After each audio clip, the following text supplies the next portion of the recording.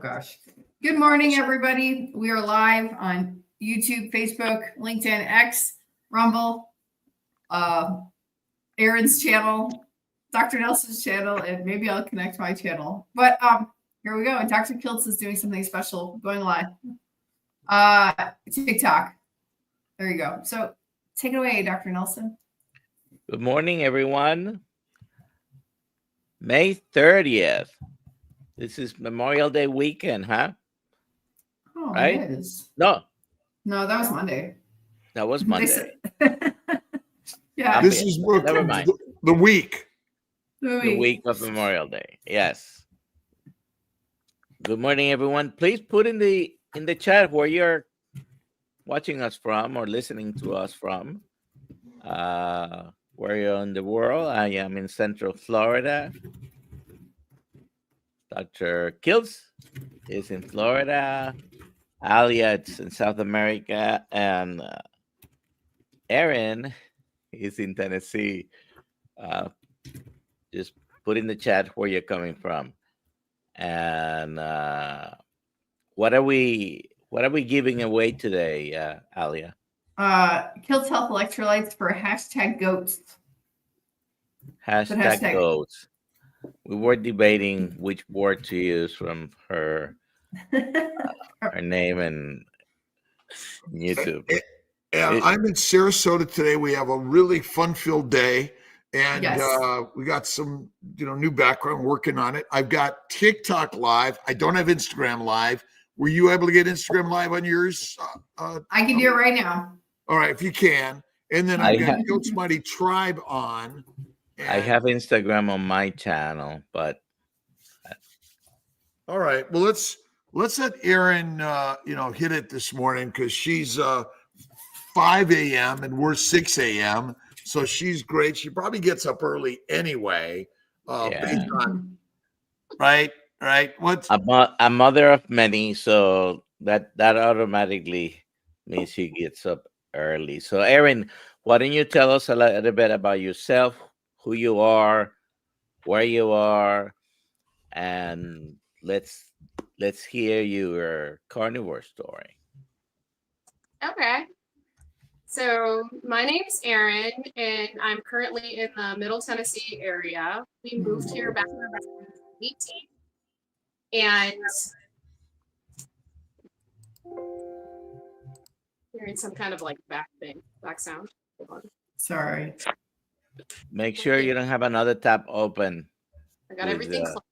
I'm good. Sorry, guys. Anyway, I'm a mom. I have 10 kids. I have 5 boys and 5 girls. My oldest is 18. My youngest is 2. I think my health journey probably started when I was about 15, 16. I was getting kind of pudgy. I'm thinking because I'm 5'4". I didn't weigh myself a lot, but I'm sure I was about 160 then. And I saw that my brothers were having more fun playing outside, and I would come home from school, and I'm pretty sure I was depressed. And I would sit and I would watch classic movies on TV and kind of like just chill from the day of school, because school is always loud and the lights are terrible and they never let you outside. And they looked like they were having a lot of fun. So I decided to learn how to skateboard, how to play, and is everybody hot? We hear you. We're listening. We're listening. We got you, Erin. Awesome. Anyway, I decided to play more, drink more water, just move more, and I lost about 40 pounds. I got a job. I later on, fast forward, I started riding my bike everywhere I went. Cat fight. Sorry. I'm popular in the mornings. And then I met my husband. He was totally different from me because I really like to just not go out to eat. I grew up in a large family. We'd go out to eat maybe on Sundays for brunch after church or whatever, but not like all the time. And he was like really into, let's try this place, let's try that place. And then when I was pregnant with my first, I put on like 60 pounds. And she was in okay birth and all that after that. But I was heavy and I never actually lost the weight from her. And then with my second daughter, she was a 9-pound, 11-ounce baby. And the nurse was like, let me look into your blood work. And she's like, you were kind of on the line for gestational diabetes. And I kind of was like, I don't even know what that is. So I don't really care. Because I was like 22 at the time. And I was just like, whatever. And with my third, when I was pregnant with my third, he was measuring a little big for 6 months. So they had me come back to take a 3-hour glucose test. It was like, you go in, you don't eat anything, you go in, you drink this horrible drink, and if you throw up, you got to do it again. So I had to like keep this thing down. They take your blood, you drink the stuff, you wait an hour, they take your blood again, you wait an hour, take your blood again. And then they call you with the wonderful news that you've got gestational diabetes. And I'm like, I don't even know what that is. So I started Googling it and stuff. And I'm like, what is this? And I go in for my first gestational diabetes appointment and they have me talk with the nutritionist. And she's like, what do you eat for breakfast? And I'm like, bagel with cream cheese. And she goes, a lot of cream cheese. And I'm like, yeah. And she was like, well, next time just use whole wheat and half the bagel. Not a lot of fat. You want to start eating better, like with whole foods and stuff. And I'm like, okay. And then you have to check your blood. You have to do a fasting check every morning, 2 hours after breakfast, 2 hours after lunch, and 2 hours after dinner. And they gave me this pamphlet. And it was basically like, I was like, oh, sweet, like a guideline sheet, how to like keep your sugars down. And you'll have like a good gestation with this baby. Okay, cool. So I go home and I follow this regimen and my blood sugars are like 140 and 150. And I'm like, and I go back and they're like, oh, you're kind of really high. Let's check. Let's see if we can get you on this glyburide stuff. And I'm like, hold on, wait a minute. How high do you would you like the sugars at? What I asked the nurse. And she was like, well, we'd like it to be at least 120. And then at night and in the morning fasting, at least in the 60-ish range. I'm like, okay, give me a week. Let me come back. Because you have to come back. You have to go in like every week or call in. And what I did was I started to get rid of all the carbs on the list that they gave me. And I started just eating vegetables and lots of meat. And that just kept my sugars down. And then after I would eat, I would walk, I would exercise. Used to have this video game system, the Wii, and it had a Wii Fit game. And you just exercise with it. And then I would take my blood sugars and it would be like, it would be like around 100, 112. And they were great. And that's what I did. And they ended up giving me a glyburide anyway, but they gave me like a super low dose, like a 1 milligram thing, because at night into the morning, my sugar would be up. And at that time, I was kind of like, how come they gave me this diabetes, like how to eat fit guide, and all my sugars were super high? Why did I have to hack it? And when I went in to talk to them about what I was eating, they were like, no. You need carbohydrates. In the morning, do like cottage cheese and do the wheat thins at least. And I'm like, oh, okay. So I try that. And I look at the recommended thing for the wheat thins. And they're like, I think it's like 18 or 20. I don't know. But I had that with my cottage cheese. And boom, my sugar was back up. And I was like, why are they lying to me? Like, it was awful. So I'm going to fast forward to like my 5th pregnancy. And when we went in to take the glucose test, my husband had that day off and came with me. And he was like, well, you go in, they take your blood, then you have to take that horrible sugary drink. And then there's stairs in the hospital. And I was just like, hey, let's walk up and down the stairs because you have to wait an hour. And that's what I did. And when they took the blood after that, and I didn't get a call back. And when I went back to my appointment, they were like, oh, no, you don't have it. And I'm like, I'm sure I've got it. So I just ate like I did with the kid before, just no carbs. And I didn't realize it at the time, but I was pretty much a carb addict because after I gave birth and had the kid and, breastfeeding and all that, I would just be hungry and peanut butter and jellies were easy. So, but I would also exercise after and I'd lose about 30 to 40 pounds for each kid. And fast forward to 2016, before I got pregnant with my seventh, I was feeling kind of pudgy. I used to walk all the time with the kids, and I heard that if you join the post office, you lose like 40 pounds because you're going to walk like, 20,000 steps a day or something like that. And I was like, if I'm going to lose weight and stick to it, I might as well get paid for it. So I joined I joined the post office. I lost 40 pounds, but I was in so much pain. I had like plantar fasciitis when I started. My feet were horrible, and my back and sciatic problems, all that. Like at the end of every day, I would be walking like was 90 years old, and everybody would be like, "Are you okay? Did you fall?" And I'd go, "No, I'm good. I'm good." And it was so bad that I actually went to the doctor, and she was like, "We can give you a cortisol shot, or here's a book on all these stretches you can do." And I'm like, I'll take the book.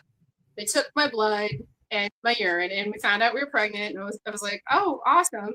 And then when I told my supervisor at work, they moved me to one of the bigger stations where you would have to drive 2-ton trucks, stop at the little blue boxes, and grab mail every day. And that's what I did. But I was eating like peanut butter and jelly sandwiches, drinking tons of water.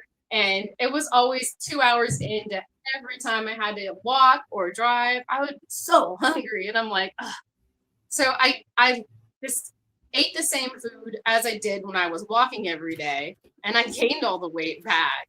And and then he actually, with that pregnancy, I didn't have gestational diabetes with him.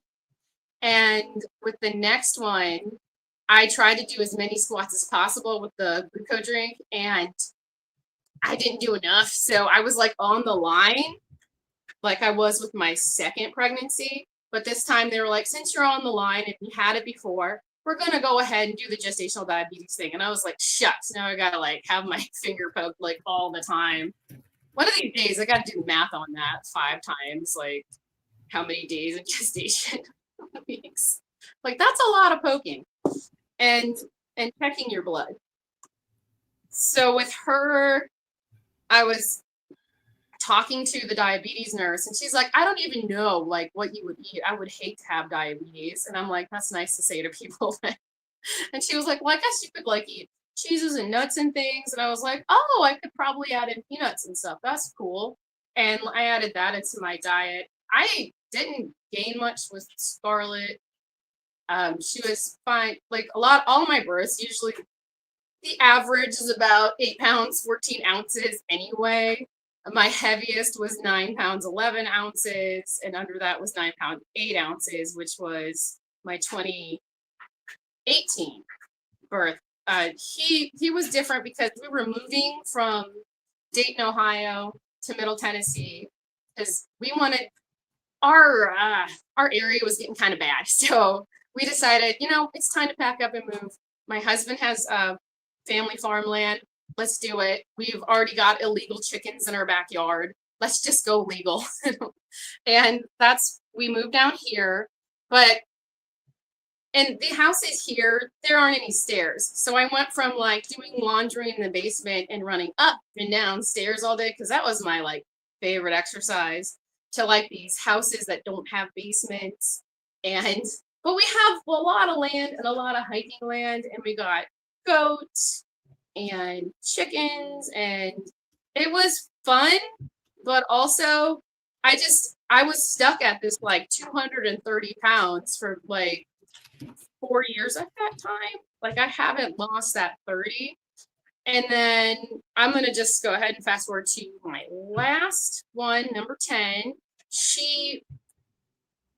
I was like on the line, but a little bit before the line with the glucose test with her.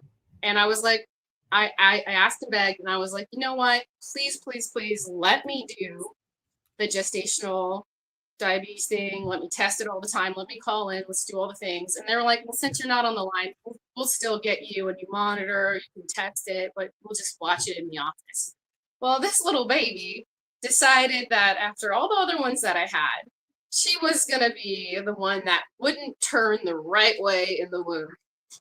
So I had to have, because she was getting very stressy in there, because she wouldn't turn. She was more horizontal than vertical.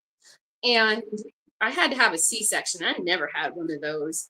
And I just remember looking in the side reflection at the hospital, looking how big I was. And I was like, dang, girl, did you let yourself go?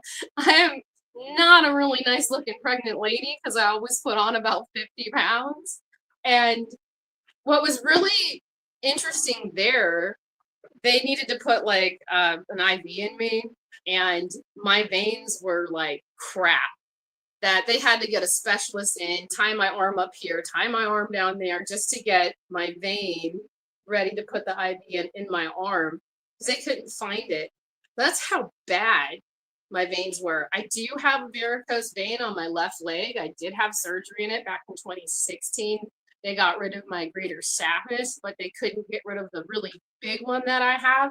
And I'm glad they couldn't get in there anyway, because we found out we were pregnant like a few weeks later. So it probably would have been a good. They like laser. I had a laser surgery done in my leg. It was weird, but it was a lot of pain.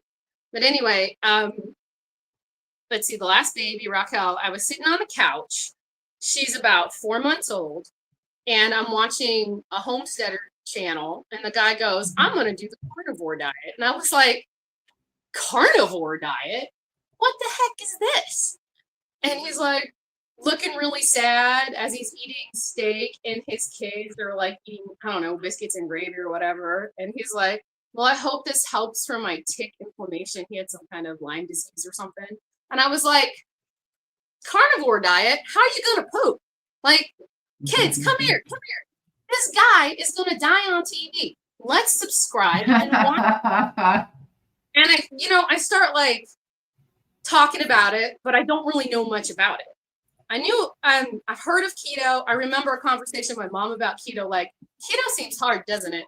And she's like, yeah, it may be expensive. And we were just like, yeah. And we never talked about it again. So because I brought up carnivore and I was kind of making fun of this guy, my phone picked it up and it started to suggest Dr. Berry videos. And I really didn't have a lot of people I was subscribed to at the time on YouTube. So I was like, well, if I'm going to make fun of it, I better learn a little bit more about it. And then I got hooked. He was all explaining the carnivore diet, and I'm getting my notes out, my pencil, and I'm writing everything down. Like, I want to try this. He's like 30 days, 30 pounds, and I don't have to exercise. That's awesome. Right. So I took February 2023, and I decided I was talking to my husband about it, and he was like, is this going to be expensive? And I was like, no, we'll just like buy extra ground beef when we're at the store and stuff. It'll be fine. And we have eggs from the chickens. And if we run out of meat, I can eat the eggs. It works. And he's like, okay, cool, whatever. And then my girls were like, you're going to die. You're going to have a heart attack. Boy, don't do this. Don't leave me here with all these kids. I don't want to clean. I'm like, I'll be fine. It's only 30 days. 30 days is like a blip in time. It is nothing. Everybody's always like, I'm getting rid of carbs, blah, blah, blah, 30 days, I can't do it. And I'm like, it's nothing. You can do anything. Bodies are amazing. Anyway, so I start carnivore March 3rd of 2023 because Lent was coming up, and I was like, that's my thing. I'll just give up carbs. It'll be great. So during all these pregnancies and stuff, if I'm not nursing, pregnant, or nursing or pregnant, I'm prone to have a couple beers at night. I liked fermenting. I like to make my own beer. It used to be like a fun little project until one time we put too much sugar in them and they started to explode, so I stopped doing it. And I was like, well, I'll give up the beer too. It'll be great. Because I can recognize now from looking back that 4 to 6 beers a night to help you fall asleep isn't a good thing. So I'm pretty sure, but I could quit like easy, but I'm pretty sure I was possibly an alcoholic. And I'll admit to it too, because I also know now that I was a carb addict, and that's carbs. And I was using it as a crutch for my anxiety, which I had, which was really bad, but I never talked to a doctor about it. And I had depression, but I always wanted to save face in front of the kids. I made a mask all the time. I was always happy around them, made sure that they were doing good and everything was done for them. But man, anyway, so day 3 into the carnivore diet, I wake up and I'm like, there's no pain in my knees. What is this? I'm like, what's the 300-pound woman? And I'm just like gonna do squats and stuff. Like, and it doesn't hurt. I'm going like all the way down the ground, back up. And I'm like, what is wrong with me? My knees have hurt ever since I stopped skateboarding. And I figured, I was like later 30s. This is, your knees are going to hurt. That's what everybody complains about. Like, oh, my knees or my back. And well, a few days later, I wake up and my lower back pain is gone. Now because I am not the strongest person in the world, I've had a ton of epidurals. So when they went to do the epidural for my C-section, the anesthesiologist was like, dang girl, you've had about 8 of these. And I've had 2. I wanted to try no epidural birth, and I've done it. That was my 7th. And that was an interesting one. But you can do it. People are really strong. I'm not. I'm pretty weak. But anyway, some of the things that happen is that you could suffer lower back pain. And I do, and I did.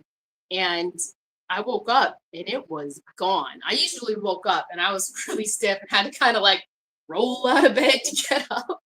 But now I'm just like, I'm doing this jumping out of bed type deal. And I'm like, what is up? So everybody goes, do your research into carnivore, do your research. And they're always talking about this anti-inflammatory stuff. And I was just like, that went over my head because of my brain fog and how I've been my whole life. So I was just like, oh, this is interesting. Like, I got rid of carbs and vegetables and I'm feeling great. What is this? And so I stuck to it. And when I got to my 30-day, I weighed myself. I lost about 30 pounds and I was like, score. And I did not want to go back to vegetables and carbs. Now, I wasn't super serious on it. So when I got to 30 days, we usually make homemade everything because like all the crap and everything. And my daughter made spaghetti and she was like, try some of this. And I'm like, okay. So I ate some of this spaghetti. And not even 30 minutes later, I felt like I was stoned. Like it was bad. I was like, is this what everybody feels like all the time? I don't like this feeling. I do not like it at all. It was awful. It was like zombie feeling. And I'm like, this is what everybody feels like. So that was like, nope, no more carbs for me after that. And then my parents in May of that year were having their 40th anniversary. And I was like, this will be great. Everybody will notice that I've lost 50 pounds. Because at that time, I lost about 50 pounds. And Wow. we get to their anniversary. And I run into my sister-in-law and she's like, what have you been doing? You look good, girl. And I was like, you noticed. And I told her I've been doing this thing called the carnivore diet. And she's like, your brother does that. And I was like, no, he doesn't, because he still drinks a beer. What I found out on carnivore is that when you eat till you're satisfied, you don't want the alcohol or the beer because you're full. Beer kind of is filling, but full, you don't want it. And there's no reason for it because you don't need it. And I wanted to tell him about that because he's like a war veteran and he's had some horrible stuff happen overseas in front of him. So he kind of, he uses it as a crutch like I used to use it instead of going to the doctor and talk about depression and all that. I'm glad I didn't because they would have put me on like a ton of medication. I don't like pills. Did we lose her? Oh, Oh, she's here. am I here? You're good. We hear you now. You're here now. Okay. Yeah, you're here now. But anyway, I run into my aunt and uncle from New York. They came down to surprise my parents, and they were like, "Hi, how are you?" Blah, blah. And I was like, "I've been doing this carnivore diet thing," and they were like, "Carnivore diet? We're on it too." My aunt had type 2 diabetes. She had suffered a stroke and had to stop working, and she had to. What happened? Everybody left. Don't. Someone You in the can background play. playing with it. Don't worry about it. Don't worry about it. She had to retire, and what happened when she went carnivore, because her left side, I can't remember if it was left or right, but she was like, I couldn't turn my head, I couldn't move my arm up and down. She's showing me she's doing all these things, and she was like, all because of carnivore, keto and carnivore. And I was like, that's amazing. And then she was telling me about all these people I need to follow and watch, and I'm like, I gotta write this down. I know what I'm doing great. But there, it was like a partying atmosphere. So I tried like this little thing called a dirty margarita. And right away, I had this horrible headache and it did not leave. And we had to leave early at that party to go back home. And that's like a 5.5 hour drive. And the whole time, my head was killing me. Because I'm not a pill popping person, so I won't take aspirin for headaches or whatever. So I was just like, why? Never again. And then let's see, in that summer, I was like, it's the summer, the kids are home. I'll try to drink beer again, to relax at night because it's a little crazy here. And I did try, and I tried, but I couldn't. Like every time I took a sip of beer, I was just like, oh, this is disgusting. And I started pouring it all down the drain. And I was like, I'm never drinking this stuff again. It doesn't make me feel good. I feel better on carnivore. And that was like my big epiphany moment. Like, hey, I don't have to drink anymore. That is awesome. I don't need it. And I love that about carnivore. And I started to get more serious into carnivore around August. And I've been really good ever since. And when my brain fog started to actually lift, I was like, what is this? Mm-hmm. What the heck? It took me about 6 months because I was experimenting. I would watch people on YouTube be like, after a few weeks on carnivore, try something else and see if it feels good, if you feel good the next day or something weird. So like I made these homemade sauerkraut, which is delicious if you try it on your own, not out of the can in the store. But anyway, I put some on a burger patty, and the next day my knees were hurting again. I was like, oh, I guess I can't eat this. Sucks. But my kids like that stuff, so they ate it. And I thought that was weird. And my husband likes to eat out still. And I just keep talking about how great I feel on carnivore. And my kids and stuff were getting really lame about it. They were like, quit talking about it. It's so annoying. And I'm like, but I don't know what to do. And then my daughter was like, well, you do have a YouTube channel. Why don't you just start doing that again? I was like, well, I guess so, because I feel good. I might as well tell people about it. And then I was like, well, isn't it kind of taboo that you don't eat vegetables and you don't eat all these carbohydrates and stuff and fruit? And she was like, yeah, it sounds crazy. I'm like, yeah, but it's working. It's kind of weird. And I had an old goat YouTube channel, and I decided that I was going to use it. And the whole reason my channel is called Booby Goats, we were taking care of goats, and the 3-year-old was watching the baby, and I hear her singing, and it sounded like she was saying, booby goats, make your life come true. And I was like, I need a name for my YouTube channel. And I was like, that's going to be it. I'm going to use that. And I was talking to Old Guy Carnivore, and I told him that story, and he was like, what do you think she was actually singing? She was 3. And I was like, oh God, she was probably saying baby goat. Oops. That's hilarious.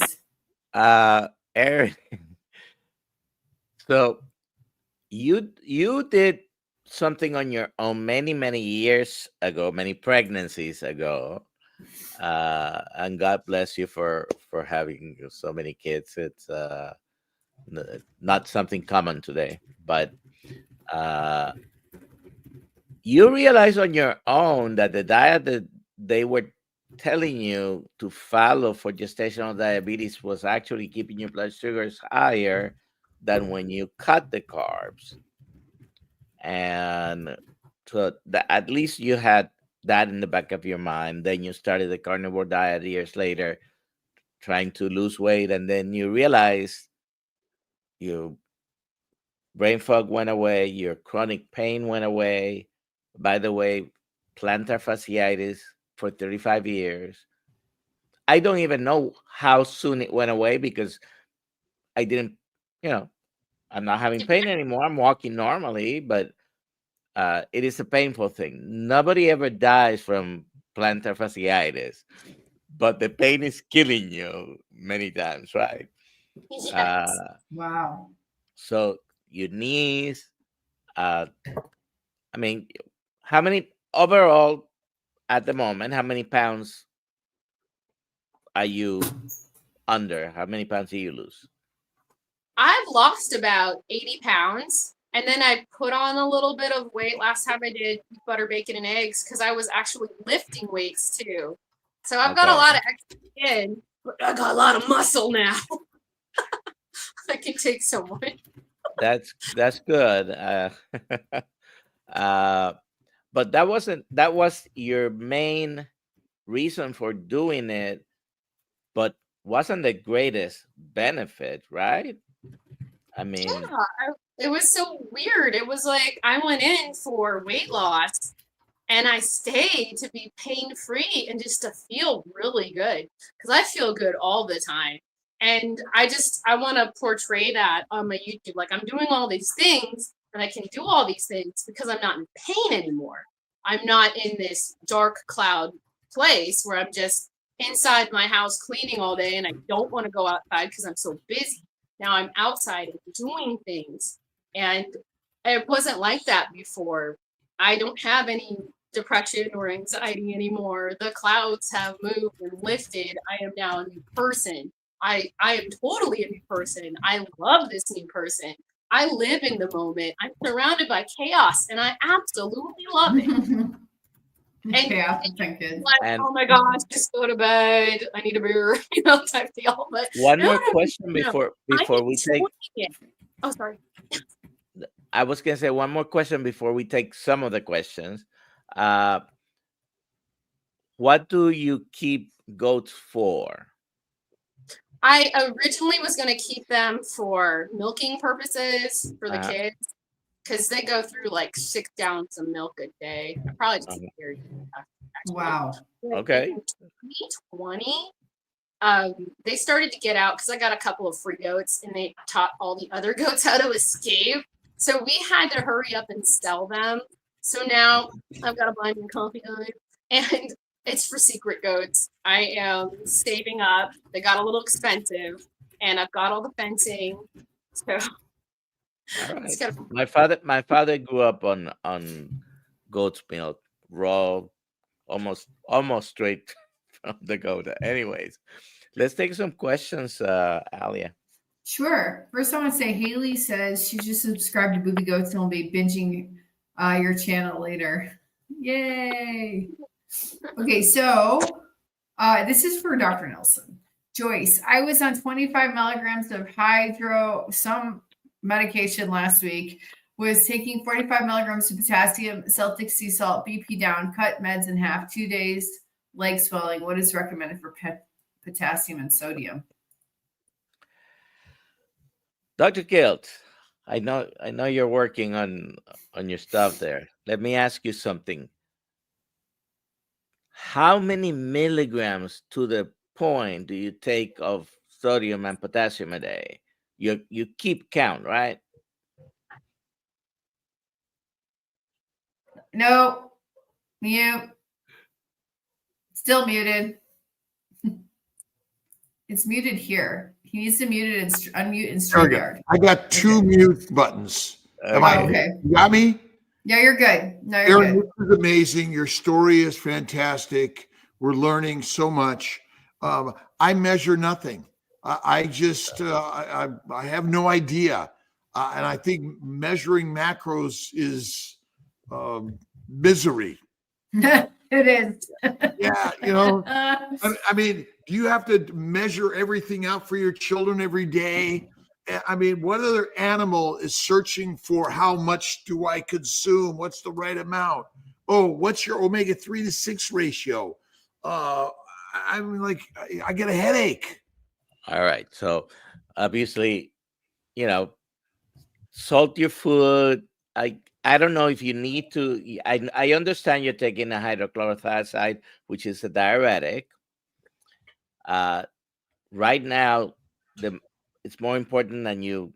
Blood pressure is normal, and if you do notice that salt increases your blood pressure,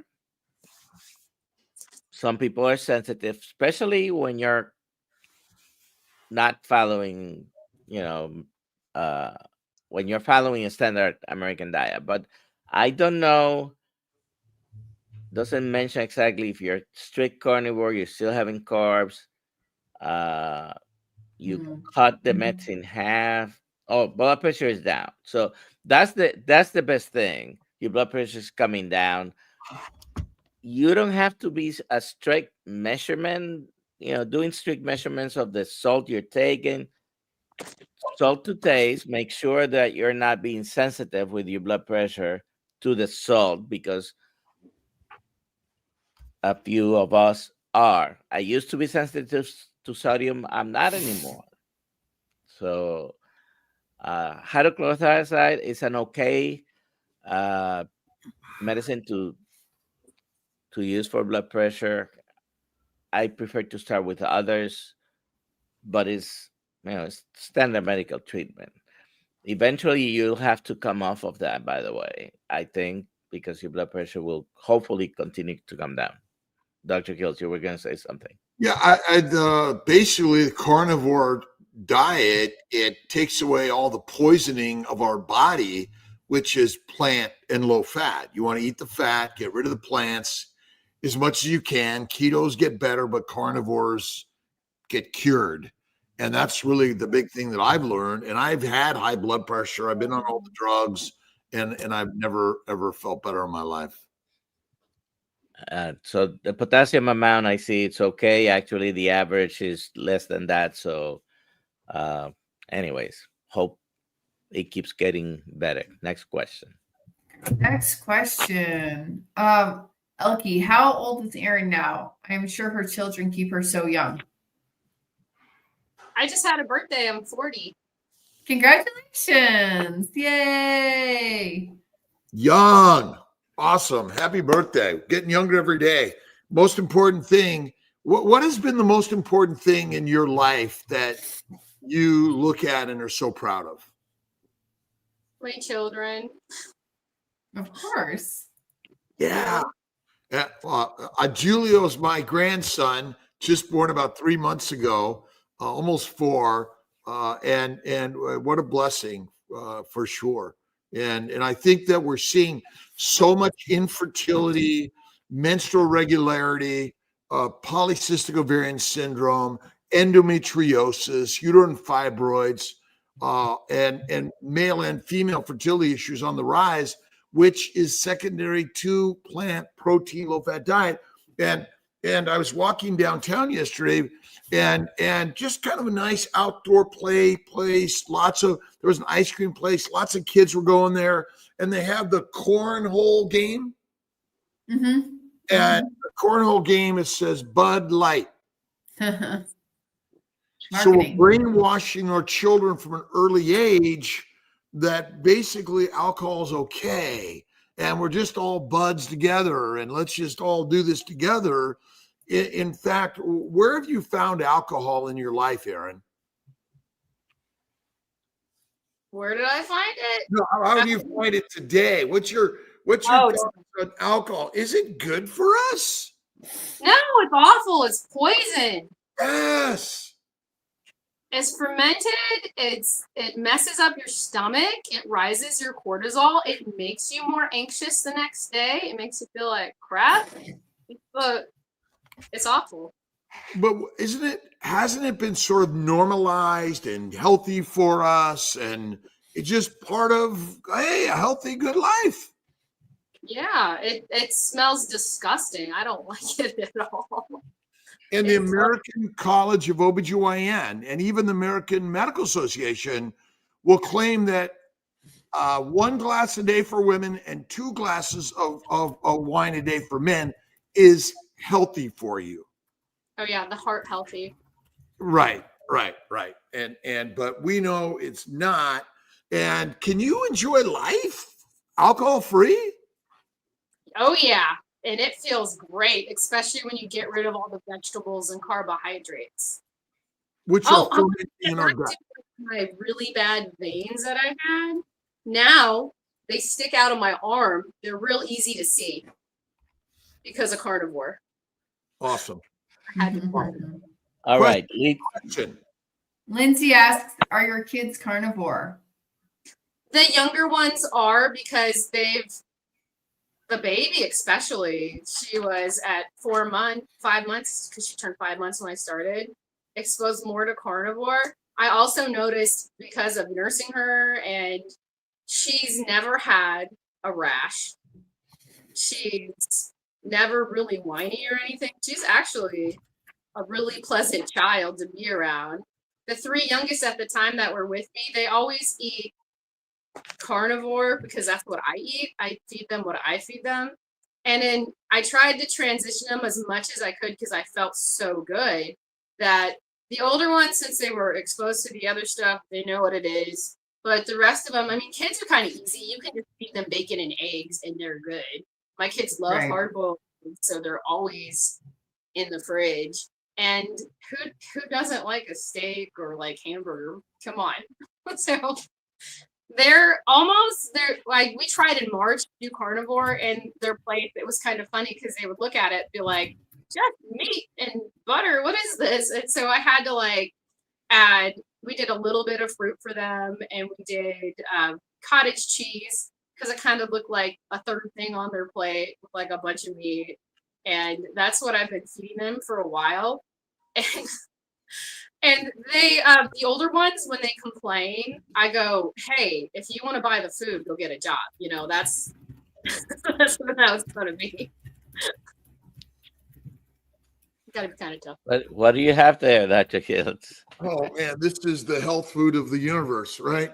It's a beautiful fatty tomahawk ribeye, and this is today's meal.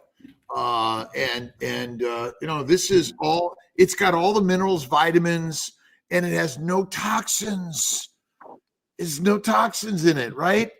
That like a cow didn't say, let's make toxins so they don't eat us, like all those spiders and snakes and frogs and things, but said, this meat's for you, right? The master meal is fatty meat every day. You have any more questions, Halia? We got tons of questions. We got really questions about how to get kids transitioned over to carnivore, how to get them off, like, are they going to go through withdrawal symptoms, how to do it. So let's take up some of those questions. How to help kids transition without hard detox symptoms. First, I don't think kids are going to have hard detox symptoms. They're super resilient. They'll just eat it. Just don't have the food. What do you say, Erin? I agree. Just, who doesn't like scrambled eggs? I do have a few kids that don't, and I have to make like some ones, but cook them in like a ton of butter and season that with, add cheese to it. My kids like cheese. I add cheese to it for kids. And bacon, man. Who doesn't like it? And then the ones that don't like it, give them sausage. Give them steak and eggs. That's pretty good. My kids are literally taking this out of the office every day and looking at the recipes in the back and telling me we need to make this today. So this is Dr. Kiltz's book, Babies is for Babies, and they're trying to get me every day to cook something new out of here. So it's so easy. It's easy. Bacon is the solution for sure. I mean, ultimately, we're all carnivores. Right. that's our biologic nature, and we've just been fed like pigs, cows, and sheep, and so that damages our brain, makes us addicted, gets us completely off kilter, and so there's a transition. It's like you take the plate away with the salad and you put a steak, and Yeah. there's the transition, right? Remove one and plate another. Simple and easy, right? Plus, kids hate vegetables. They hate them. They won't eat them. We force them to eat them. I used to take my vegetables and hide them in my shirt pocket and take them. And my mother caught on eventually, but and then if you think about canned peas, canned vegetables, the sugar's added to everything, right? So right. it's changed everything. So it's a little crazy. Next question. Exactly. Don Hoover, my daughter has 7 children. Give me the most economical approach to this way of eating. Erin.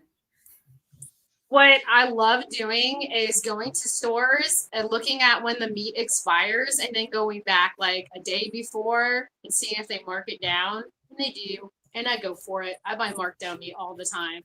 I look for that. But another way is that if I can't find markdowns, I go to like big box stores, the ones like GFS, Gordon Food Services or whatever. They have like these huge 10-pound chubs, or maybe more than that. I never actually looked at how much they weigh, of ground beef, and I buy that up all the time, and it's like what, maybe $90, and I can feed my whole family for the week.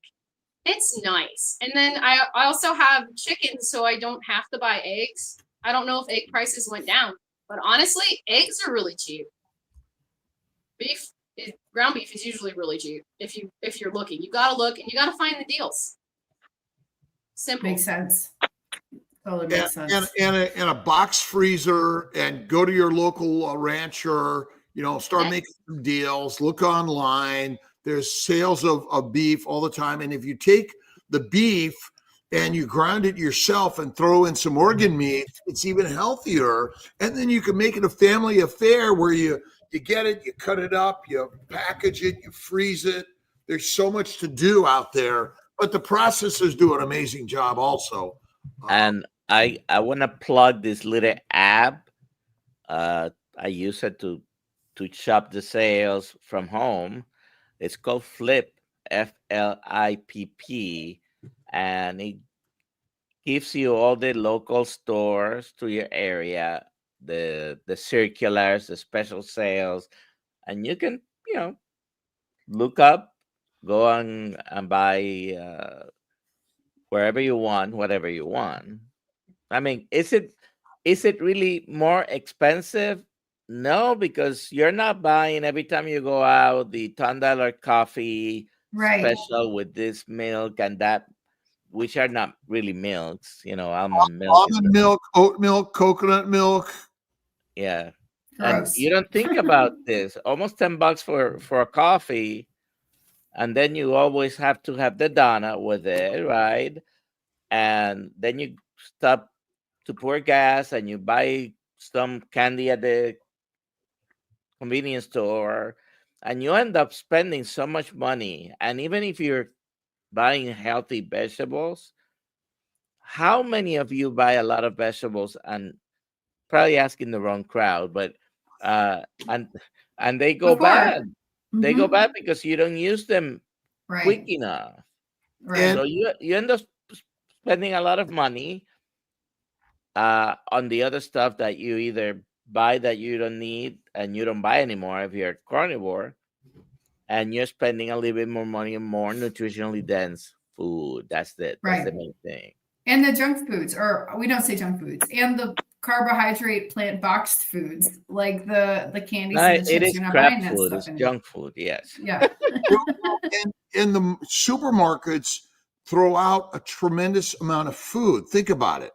And because it goes bad, especially in the produce section, and it goes right to the compost heap to make methane gas, which is what we're making in our gut via fermentation. So You know, we're making beer in our gut also, by the way, when we eat a high plant protein, low fat diet.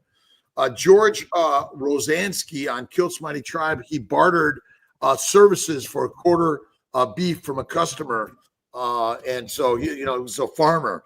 Let's see. Nicole Gillespie, I care for my in-laws and they won't switch to carnivore. I spend more on their groceries than mine. Well, they will switch to carnivore. You just have to keep going. And then maybe it's like, hey, they ran out of the vegetables and fruit and the box stuff looked horrible. I can only get you meat. I'm really sorry. But that's all they had. Meat, the master meal, right? Meat, my food. Meet my food. Papa Carnivore, how do you balance working at the post office and also raise your kids? Did you have help at home? I did. My mom watched the kids and then she looked at me and said, you know, I've raised 9 children. I don't want to raise any more. And I was like, that's cool. I'll quit. And I did. I stayed at home after that. Great. It was really hard. Honestly, it felt like I was stay-at-home parent because my husband would work nights. So I'd work during the day. I'd pick up the kids from my mom's and then I'd go home and have to like do regular mom stuff. And that's hard. Especially with the like 6, 7 kids at the time. It was like really hard, especially when you're like super sore, your feet hurt, your back hurts, you still got to do everything. And I was like, man, single moms really have it bad. Like, yeah, I could not do it. So I kind of broke down. I was like, you know what? I lost the weight. I gained the weight back. I'm gonna quit. But I stayed home. Again, I really didn't balance it at all, Peter. Not at all. there's no balance in life. You're on the razor's edge, essentially. You're, and we're always moving. And flexibility, and it all happens the way it's supposed to. Do you utilize any other spirituality, faith, or other support in your life? I am Catholic, so yeah, prayer. Prayer is a good thing. Meditation, love it. But man, I feel really good on carnivore too.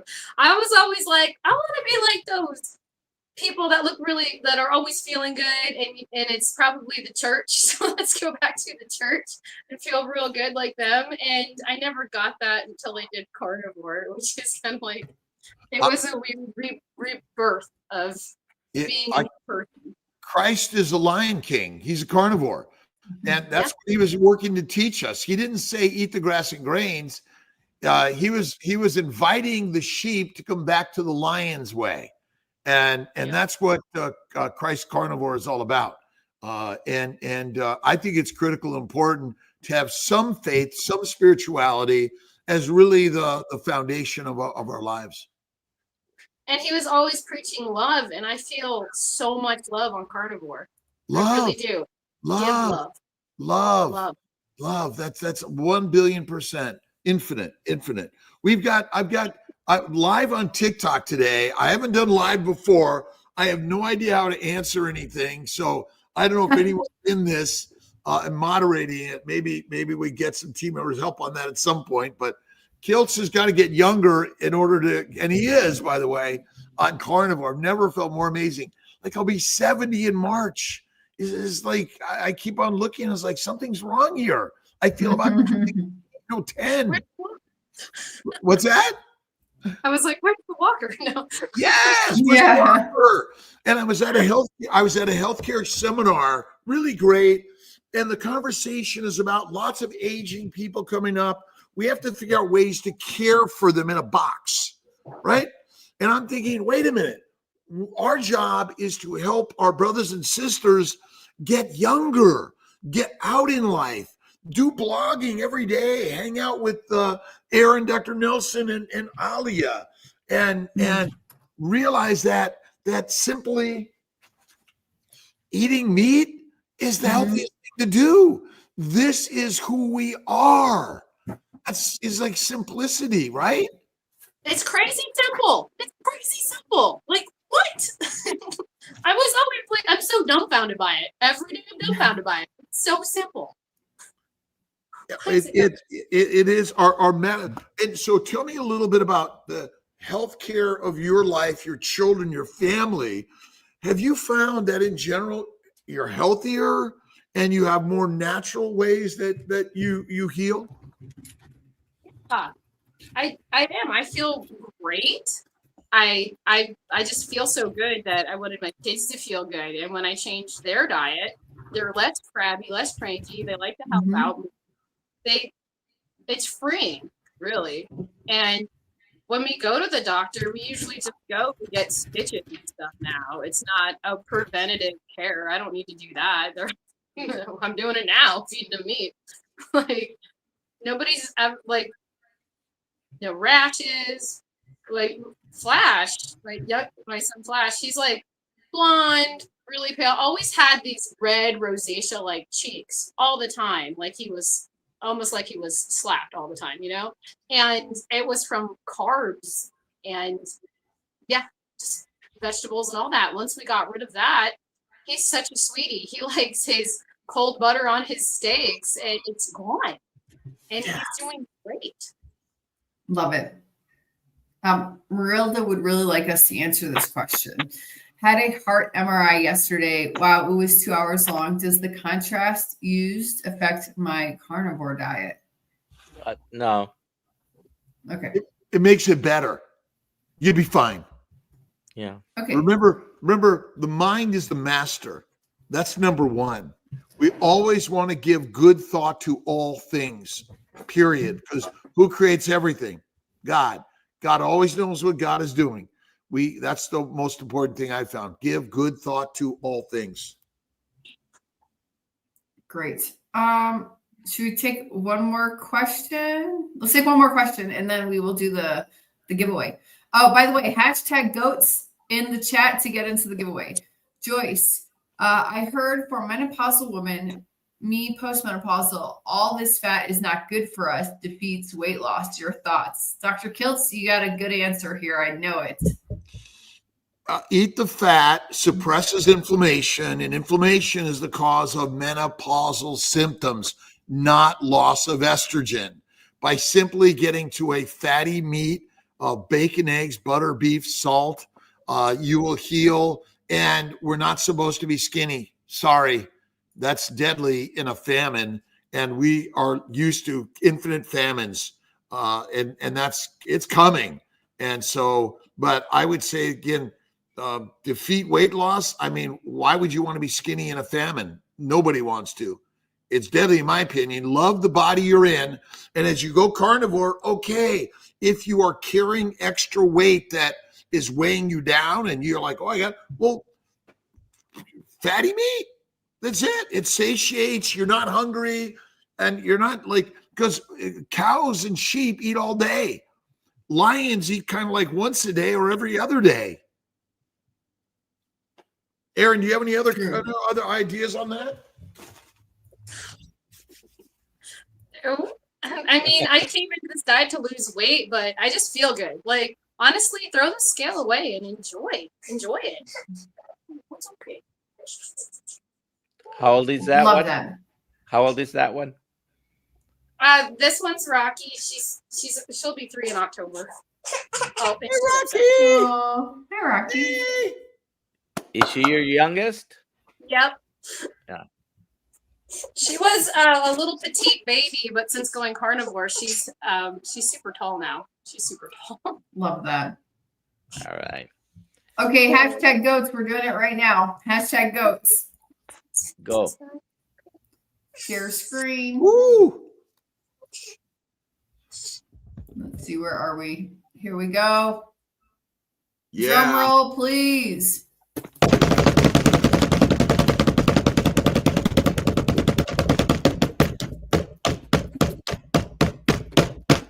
Marilda, congratulations. Yay, Marilda. Yay! Please email me your address and phone number at alia@drkiltz.com and I will get your supplements, your Kiltz Health Electrolytes sent out to you. Congratulations. And I want to thank everyone for being here today. And I mostly want to thank Erin for sharing her story. And your story is critical here. And so if you simply send a message to Ali at drkiltz.com, is that right? Yep. Yes. AliaDrKiltz.com. And tell us your story. We're documenting these stories because Healing Humanity, and you have to go to Healing Humanity also with our beautiful, amazing community to grow and share these stories around the globe. Without your story, and so to our TikTok, Instagram, LinkedIn, Facebook, YouTube. And again, we're just here to bring all of our brothers and sisters to a whole new light, and sharing with our children and their children, a story that we can recognize we're in control of our healthcare, not the healthcare system. And we're sharing ideas, and we have to make it more affordable, accessible. Even ability to get some Western medicine needs to be a way that's more community around the globe. That's it. And even if there are some people that may need some extra help, our communities need to build that in our local families for all of us. Yay! Are we doing a selfie? No, I'm just trying to. So we got all of us together. Yeah. Well, I got it. I don't know what's trying. Oh wait, it's trying to. It's saying that I don't exist here. Oh, that's so sad. It's got all sorts of things from inactivity. But again, appreciate you, Erin. Any last words before we go? Just try your best, be happy, and enjoy your moment. It's a beautiful moment. It's a beautiful moment. All right, all. Goodbye, everybody. We're ending the live stream. Have a good See day, y'all everyone. later. Have a good Love you. weekend.